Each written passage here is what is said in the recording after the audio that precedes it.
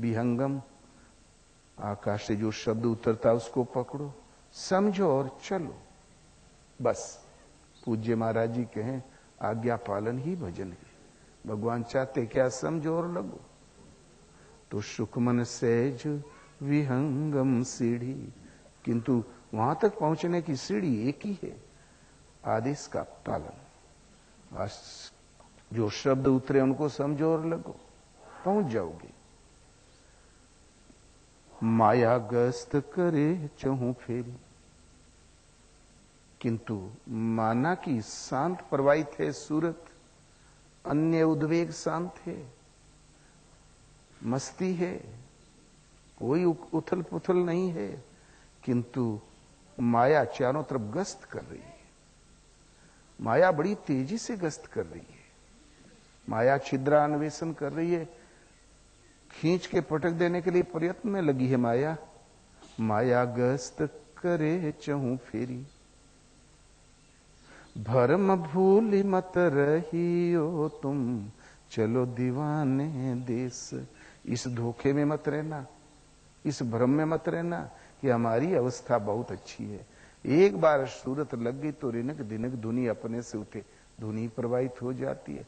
मन शांत स्थिर और प्रवाहित है, बड़ी महत्वपूर्ण अवस्था।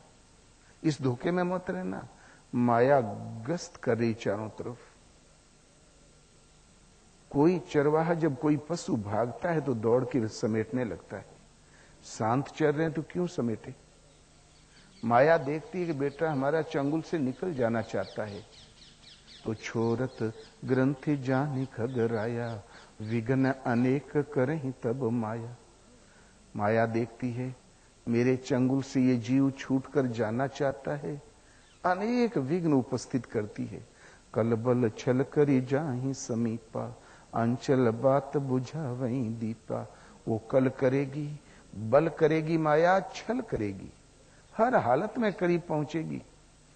और आपके अंदर जो ज्योति जग गई है भक्ति की, उसको कमजोर करेगी, बुताएगी। इतने पर भी बेटा नहीं फंसा तो रिद्धि सिद्धि प्रेरही बहु भाई, बुद्धि लोभ दिखा वहीं जाई। माया रिद्धियां प्रदान कर देगी, सिद्ध बना देगी, बुद्धि को लोभ दिखाएगी, कुछ दे नहीं रही है।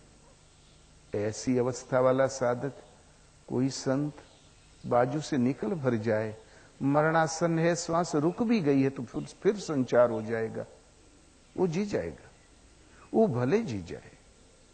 उस महापुरुष की अवस्था वही है, उसे जी भी जाना चाहिए।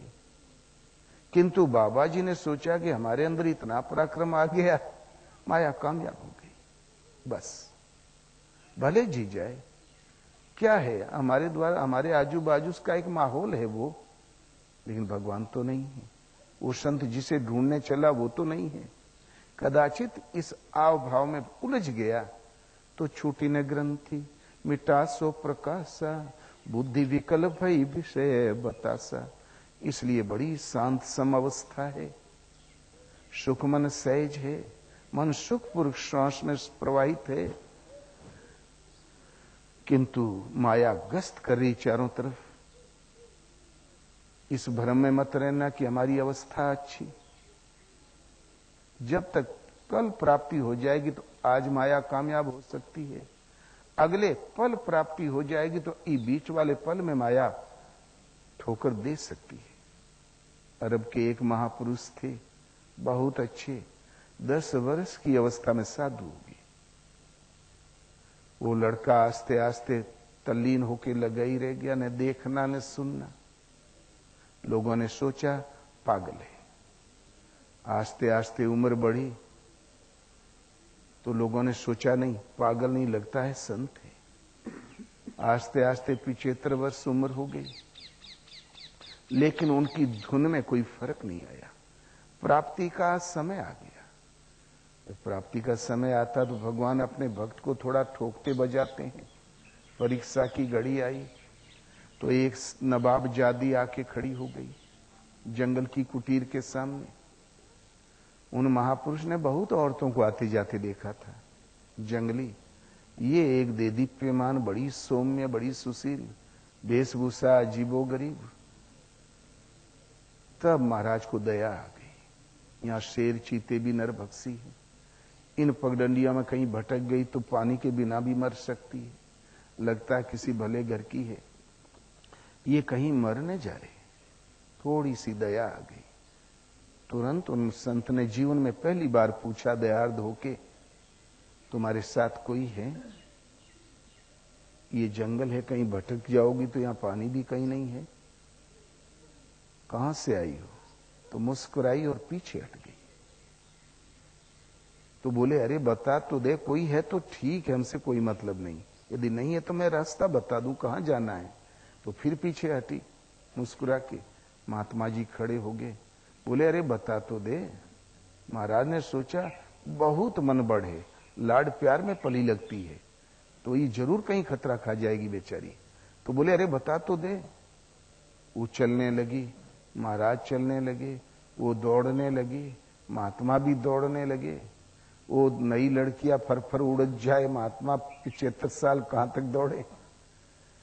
करीब 1-1.5 किलोमीटर दौड़ के बोले अब मरे चाहे जिए, अब तो ये नहीं बताएगी। जहां हताश होके महात्मा खड़े हुए, तुरंत आकाशवाणी हुई, जो बड़े वेग से आयु पर्यंत जन्नत की ओर भागा जा रहा था, आज वही महात्मा उतने ही वेग से दोजक की ओर भागा जा रहा है।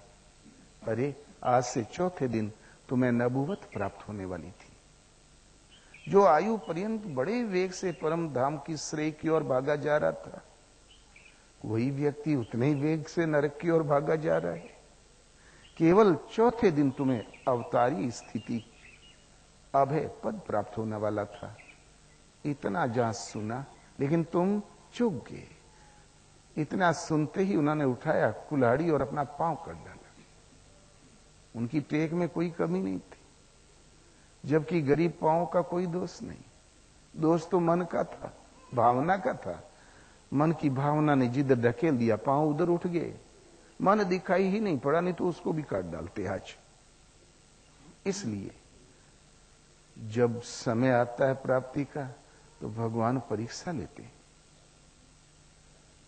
इसलिए भरम भूली मत रहियो तुम, चलो दीवाने देश। इस भ्रम में मत रहना कि हमारी अवस्था तो बहुत अच्छी है, एक बार सूरत लगी कि बांस की तरह सांस खड़ी हो जाती है। क्या ध्यानस्थ अवस्था, क्या मस्ती। इस धोखे में मत रहना। जब तक प्राप्ति न हो जाए तब तक माया, अगले पल प्राप्ति हो जाएगी तो माया इस पल के बीच में कुछ कर सकती है। तब तक सदैव जागरूक रहना चाहिए, सचेत अवस्था में रहना चाहिए। क्यों कि माया अभी अन्वेषण कर रही है। एक महात्मा अच्छे महापुरुष थे, अपने शिष्य से कहा बेटा पेड़ पर चढ़ जाओ। चढ़ गया, बोले और चढ़ जाओ, और चढ़ जाओ। जब एकदम ऊंचाई पर चढ़ गया, लंबा साल वृक्ष पर, तब बोले उतर आओ। कह के अपन ध्यान में बैठ गए। उस नव युवक साधक ने जब देखा नीचे, तो वो इतना नीचे लगा कांपने, कहीं पर हाथ छूटने जाए, फिसलने जाऊं।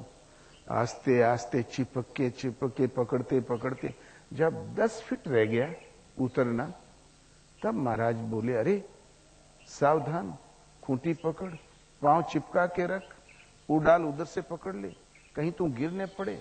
हाँ, और सावधानी से। और जब नीचे उतर गया तो प्रणाम करके बोला भगवान, जब हम गिरे की अवस्था में रहे ऊपर, तब तो आंख मूंद के ध्यान धरत रहो। अब हम करीब करीब उतर गए, थोड़ा सा रह गया, तो बोले सावधान, खबरदार, कहीं गिरने पड़े, खूंटी पकड़, डाल पकड़, पांव चिपका। बात क्या है? बोले बेटा वहां तो खुद सावधान था, यहां तो असावधान था, अब क्या, अब तो आ गए। ऐसे ही मौके में खतरा होता है। तुम सुखमन से जो विहंगम सीढ़ी, माया गस्त करे चहु फेरी। माना कि सुख और मन सूरत शांत प्रवाहित है नाम में, श्वास में, ये योग